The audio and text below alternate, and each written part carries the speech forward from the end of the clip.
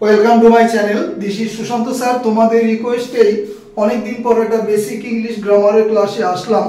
আজকের ক্লাসটা হচ্ছে তোমার মডালসের ওপর।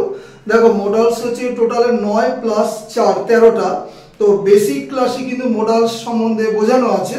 তো আমি একটু সংক্ষেপে বলে নেই একটা সেন্টেন্সে। Can, could, shall, should, will, would, may, might, must, এই 9টা হচ্ছে মূল তোমার হচ্ছে মডালস, আর 4টে হচ্ছে সেমি মডালস আছে। সেমি মডালসের ক্লাস আলাদা আছে, দেখে নেবে। তো আজকে যেহেতু আমি আসছি, সেটা হচ্ছে যে উইল ভার্সেস উড। তো মডালস সম্বন্ধে আরো একটা লাইন বলে দিই, যে সমস্ত সাহায্যকারী ভার্বগুলো সেন্টেন্সে কখনোই স্বাধীনভাবে বসতে পারে না, এদের পাশে অবশ্যই V1 বসবে, মানে ভার্বের বেস ফর্ম বা প্রেজেন্ট ফর্ম বসবে, তারপরে মিনিংটা সম্পূর্ণ হবে। যাই হোক, সেটা বেসিক ক্লাসে দেখে নেবে মডালসের বৈশিষ্ট্য। তো দেখো, আজকে উইল ভার্সেস উড ইম্পর্টেন্ট তোমার মডালসের মধ্যে পড়ে। উইল এবং উডের ব্যবহার সেন্টেন্সে কখন কোন পরিস্থিতিতে আমরা সাবজেক্টের পর উইল বা উড বসাবো তার উপরে ডিসকাশন।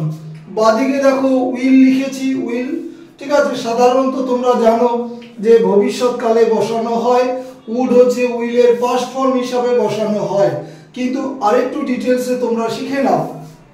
নাম্বার 1 কি বলেছে দেখো, শিওর অ্যাবাউট সামথিং, কোনো কিছু সম্বন্ধে বা কোনো বিষয়ে নিশ্চয়তা প্রদান করতে আমরা সাবজেক্টের পর উইল ব্যবহার করি। Example, I will call you tomorrow. দেখ, আজকে কল করার আমার সময় নেই, তোকে ভাবছিলাম কল করব, কিন্তু আগামীকাল কিন্তু তোকে আমি কল করে নেব। তাহলে ফোন করার ব্যাপারে তুমি যে তাকে ফোন করবে সেটা নিশ্চয়তা প্রদান করছো।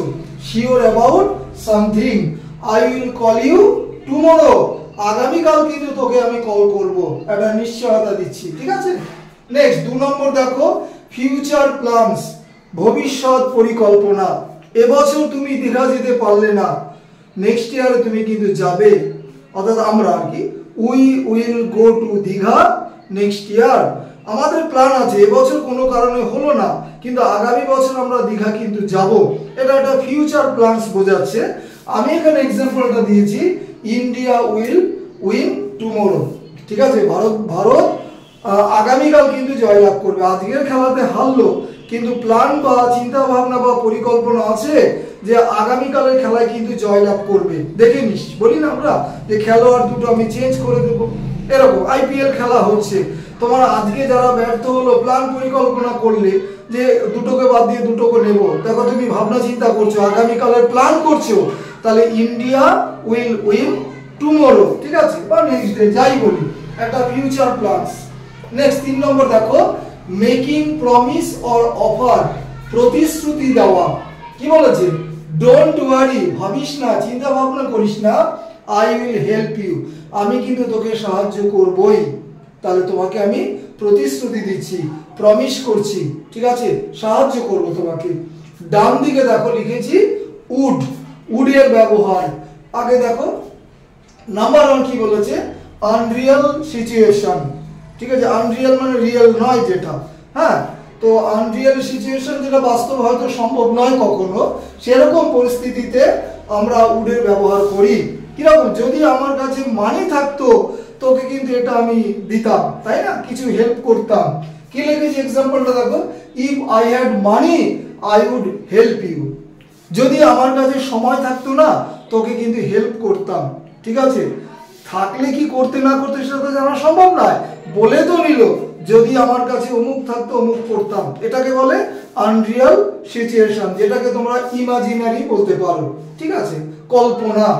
2 নম্বর, শো পোলাইটনেস, নম্রতা বা ভদ্রতা দেখানো। কি বলছে, would you like some coffee, তুমি কি একটু কফি খাবে, তাহলে এটা পোলাইটনেস দেখাচ্ছে, পোলাইটলি বলছে, হ্যাঁ, এরকম। নাম্বার 3 দেখো কি বলেছে, talking about past habits, very very important. অতীতকালের কোনো অভ্যাসগত ঘটনার বিবরণ দিতে আমরা সাবজেক্ট উড V1 এই স্ট্রাকচারটা ব্যবহার করি। কি বলেছে example, when I was young, যখন আমার বয়স অল্প ছিল, I would play outside every day, আমি বাইরে খেলতাম, প্রত্যহ বাইরে। এখন বয়স হয়ে গেছে, সম্ভব নয়। ঠিক আছে, আরো অসংখ্য এক্সাম্পল দেওয়া যায়। তো তোমরা চেষ্টা করবে এই যে টপিকগুলো আমি 1 2 3 এদিকে 1 2 3 লিখে দিলাম, আরো এক্সাম্পল তোমরা ক্রিয়েট করবে, লিখবে, লিখলে প্র্যাকটিস হবে। এবং ক্লাসের শেষে আমি একটা হোমওয়ার্ক দিয়েছি, যেহেতু আমি কম্পিটিটিভ ইংলিশ পড়াই, হোমওয়ার্ক তো আমি দেবই। এবং আরো বলে নিচ্ছি যে বেসিক ইংলিশের ক্লাস অনলাইনে অবশ্যই আমি পড়াই। You may contact. যা ক্লাস শেষ করলাম। Have a good night.